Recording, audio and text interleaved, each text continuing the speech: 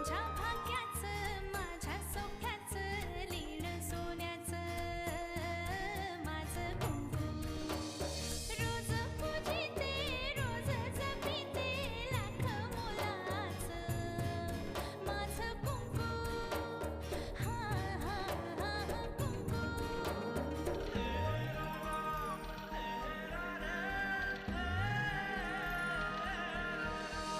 मन माझे घर झाले त्याचे मोर स्वप्नाचा दारी नाचे शब्द त्याचे अमृताचे स्पर्श त्याचे चांदण्याचे त्याच्या श्वासाचे त्याच्या डोळ्याचे गुज सांगते माझं कुंकू हा हा हा कुंकू हा हा हा कुंकू अमृताचं त्याच्यावर प्रेम आहे हे आपल्याला सगळ्यांनाच माहिती आहे, पण त्याला अमृताबद्दल काय वाटतंय त्याच्या बोलण्यातनं कधी काही जाणवलं का? जानकी देवदर्शनाच्या नावाखाली कॉफी प्यायला गेली होती त्या युगंधराबाईच्या मुलासोबत. तुमचे सासरे बुवा तीर्थयात्रेला नक्की कुठे गेले? तुमच्यावर झाडण्यात आलेली गोळी आणि इंदुलकरवर झाडण्यात आलेली गोळी या एकाच गनमधनं फायर झाले होते सर, पण त्या दुसऱ्या माणसावर झाडण्यात आलेली गोळी वेगळ्या गनमधनं फायर केली होती. तुझ्या आईचा आणि तुझा काही वेगळा डाव असेल तर तो तुम्हाला महागात पडेल.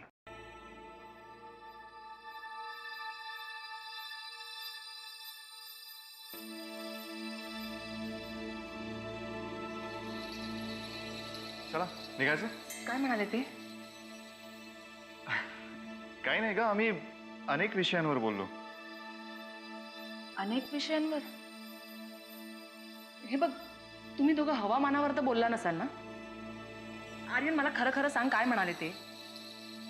अमृता, अगं त्यांनी माझ्या आईच्या तब्येतीची चौकशी केली. हे बघ, मला सांग, आता आपण याच विषयावर बोलणार आहोत का? देवळात जायचं आहे ना? त्यांनी देवळात जायला परवानगी दिली का? त्यांनी नसेल दिली तरी मी आर्यन बरोबर देवळात जाणारच आहे. आर्यन, चल आपल्याला उशीर होतोय ना. जानकी, तू पण येतेस ना?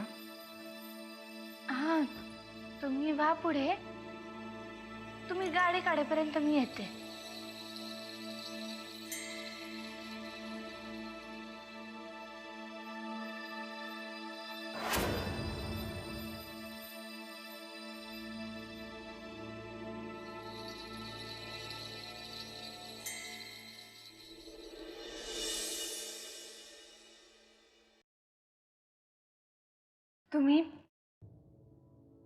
तुम्ही आर्यनला काय बोललात?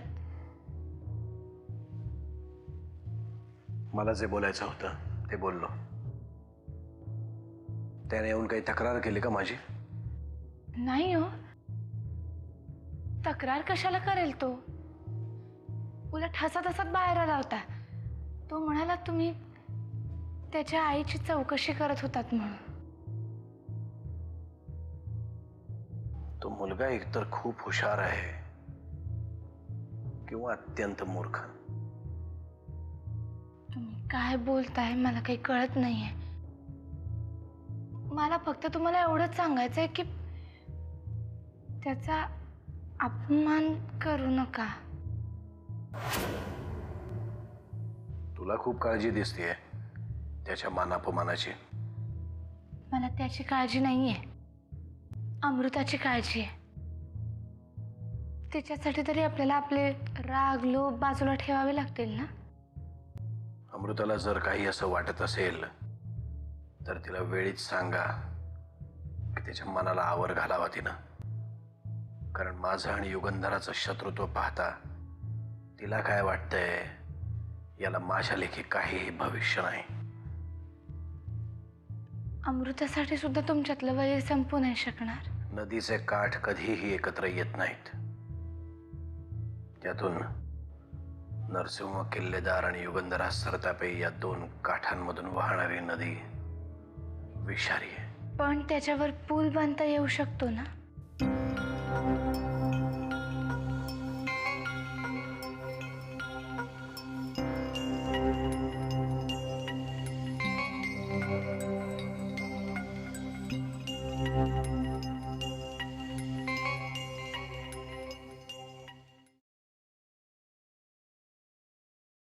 नमस्कार मॅडम. बोला, काय काम काढलं? काम महत्वाचं आहे कर्वे. तुम्ही फक्त आज्ञा करा मॅडम. मला एक सांगा, अहिल्या किल्लेदाराच्या संपर्कात आहात तुम्ही? हो, म्हणजे अधूनमधून फोन होतो आमचा. तिला फोन करून तिच्यावर एक जबाबदारी सोपवा. तिला म्हणा, आर्यन किल्लेदारांच्या घरी कधी येतो, कधी जातो, कसा वागतो, कोणाशी बोलतो, त्याच्याशी कोण कसं वागतं, या सगळ्या गोष्टी मला इथे कळल्या पाहिजे. आणि ती खरं बोलते याची खात्री करून घेणं तुमचं काम. कर्वे, काय झालं? तुम्हाला वाटतंय त्या हे काम करायला तयार होतील म्हणून? माझी खात्री आहे की हे काम करेल. तुम्हाला खात्री असेल तर मी बोलून बघतो, पण ती बाई कितपत ऐकेल ते काही मी सांगू शकत नाही, कारण ते जरा विक्षिप्त प्रकरण आहे. ती विक्षिप्त नाही, मूर्ख आहे, म्हणून ती हे काम करेल. नाही का?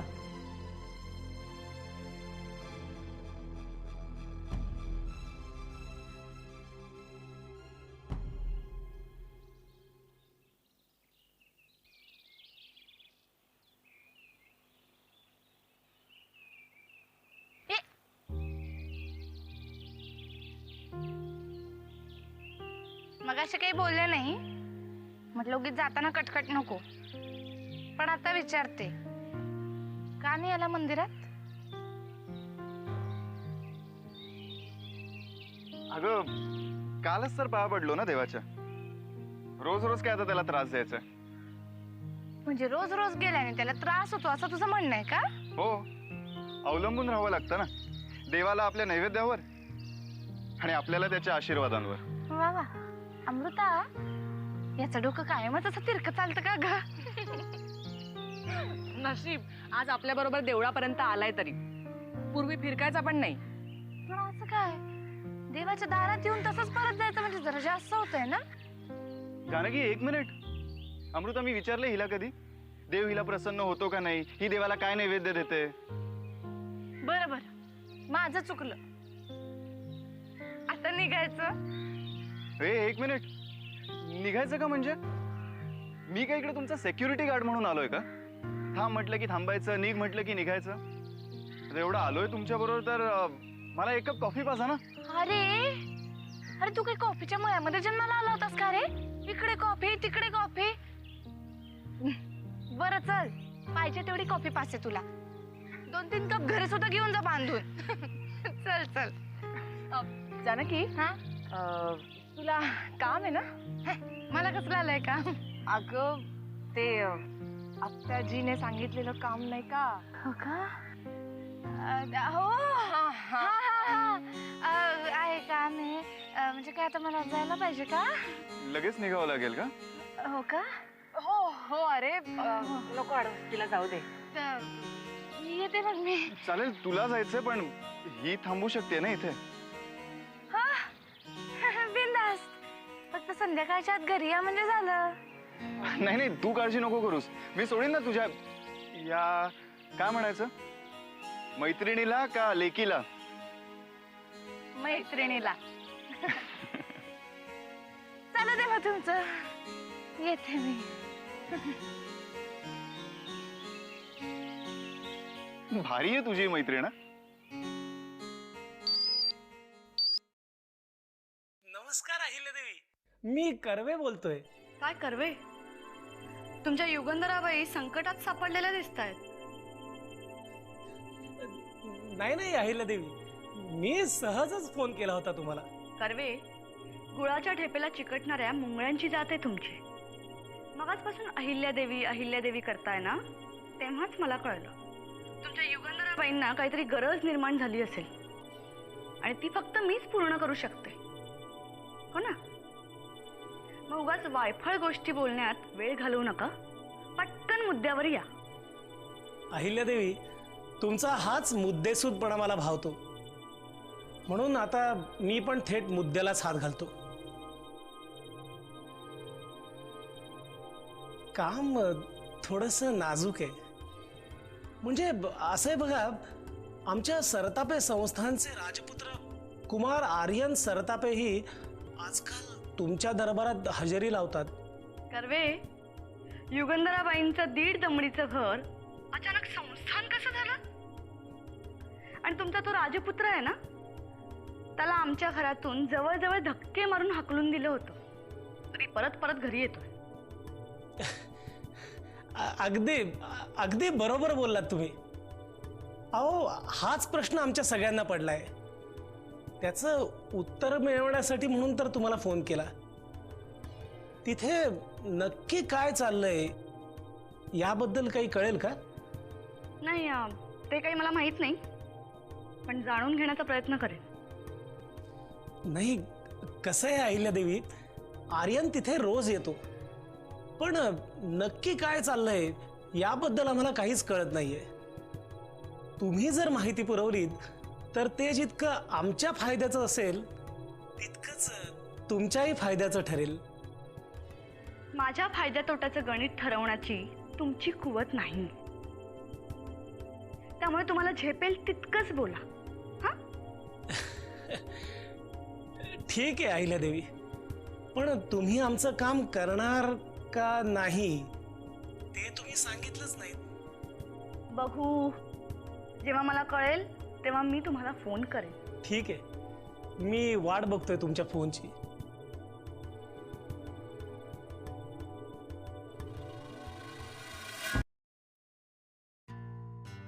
आज अमृताला आर्यन बरोबरच असं एकटं सोडून मी बरोबर केलं का? कारण आज अमृता तिच्या मनातलं सगळं आर्यन समोर बोलणार हे नक्की, पण त्यानंतर पुढं काय? कारण आर्यनचं उत्तर काय असणार हे मला माहिती आहे. काय वाटेल त्यानंतर अमृताला? खरं तर मी अशा वेळी तिच्या जवळच आला हवं होतं. मी तिला असं एकटीला सोडून चूक तर नाही ना केली? देवा पांडुरंगा, तिला हे सगळं पचवण्याची शक्ती दे.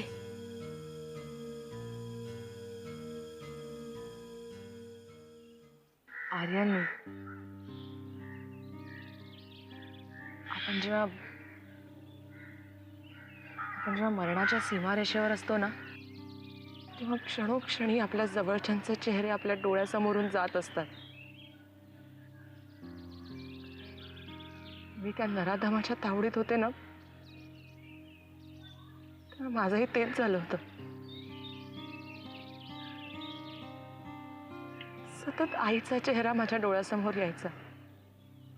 तेव्हा पुढे हात जोडून रामरक्षा म्हणायला लावणारी आत्याजी दिसायची. कांदे बटाटे करणारा वामन काका दिसायचा. कर पाणी खेळणारे गण्या आणि जानकी दिसायचे. आणि मला कितीही उशीर झाला ना, तरी रात्री माझ्या डोक्यावरून हात फिरवणारे बाबा पण दिसायचे. पण नंतर हे सगळे चेहरे एकमेकात मिसळले रे.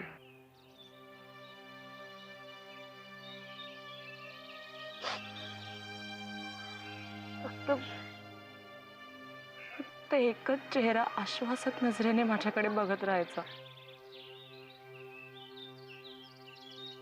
तुझा चेहरा.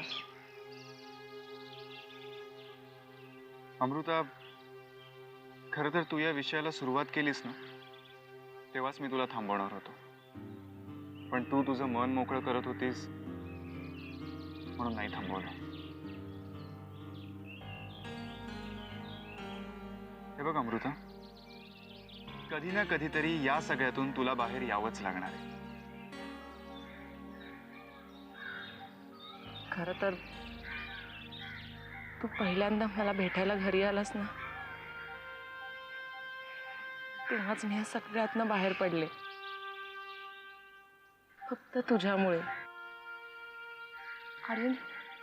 आता असं वाटतं की ते आयुष्य पुन्हा जगावर आहे. कॉलेजचे दिवस, कट्ट्यावरच्या गप्पा. मला त्या सगळ्या दिवसांची खूप आठवण येते रे. अगं वेडे, मग आधी नाही का सांगायचंस? कॉफी प्यायला आपण कॉलेजच्या कट्ट्यावरच गेलो असतो. मला सांग, आत्ता जायचं? नाही, नको. आता ते शक्य नाही आहे आर्यन. म्हणजे रे, आपलाच लहानपणीचा ड्रेस आता या वयात पुन्हा घालण्याचा हट्ट करण्यासारखं आहे ते. आर्यन, तो आनंद, ते दिवस आता पुन्हा कधीच येणं शक्य नाहीये. अमृता, या जगात अशक्य असं काही नसतं.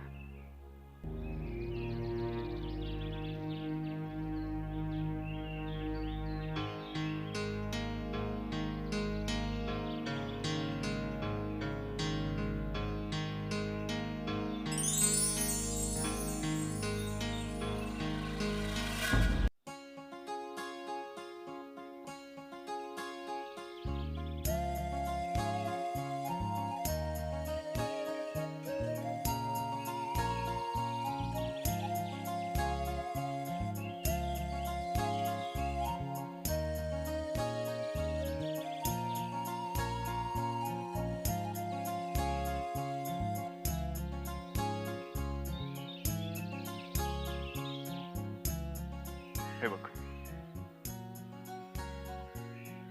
छान वाटतंय ना?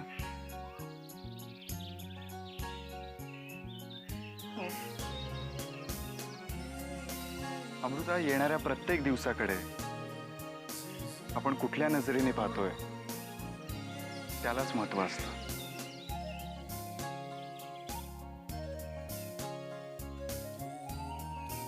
खरं सांगू आर्यन, आज मी पण येणाऱ्या दिवसाकडे वेगळ्या दृष्टीने बघायचं ठरवलंय. म्हणूनच तर जानकीला सुद्धा कारण करून घरी पाठवलं. मला हे तेव्हाच कळलं होतं. पुढे बोल. आर्यन, गेली 5 वर्ष मी तुला एक गोष्ट सांगण्याचा प्रयत्न करते, पण कधीच सांगू नाही शकले.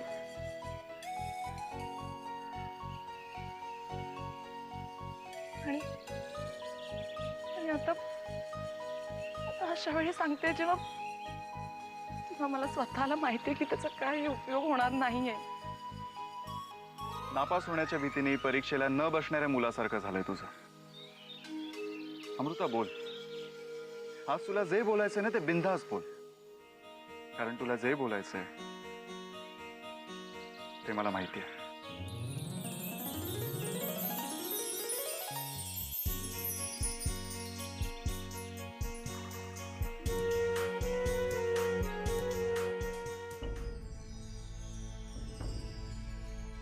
काय झालं?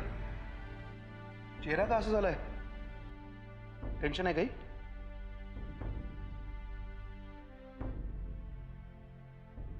आर्यन आणि अमृता एकत्र बाहेर गेलेत.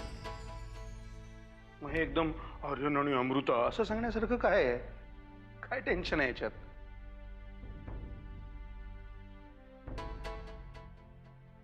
वामन दादा, अमृता आर्यनला आज तिच्या मनातलं सांगणार आहे.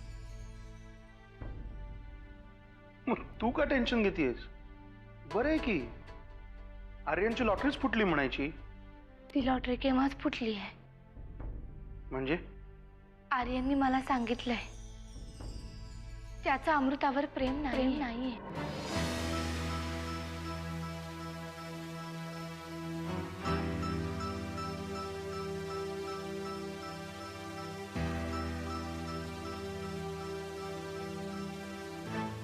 अगं बाई, माझं डोकं दुखायला लागलं.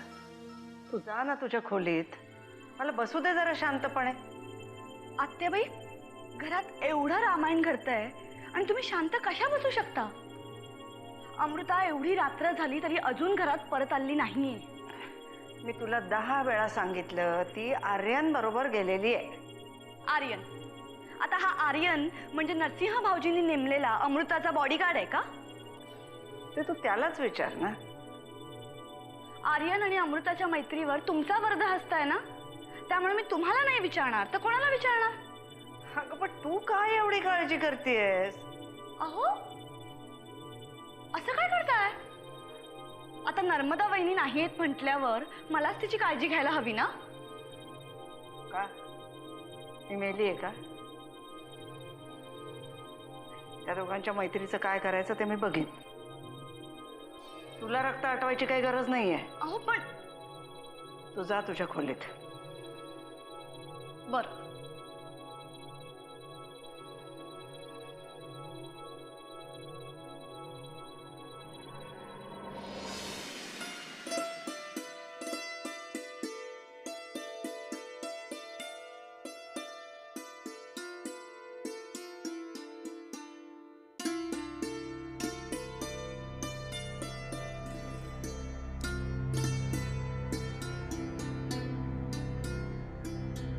अजूनही अमृता घरी नाही आली. तिला एकटीला सोडून बहुतेक खूप मोठी चूक केली.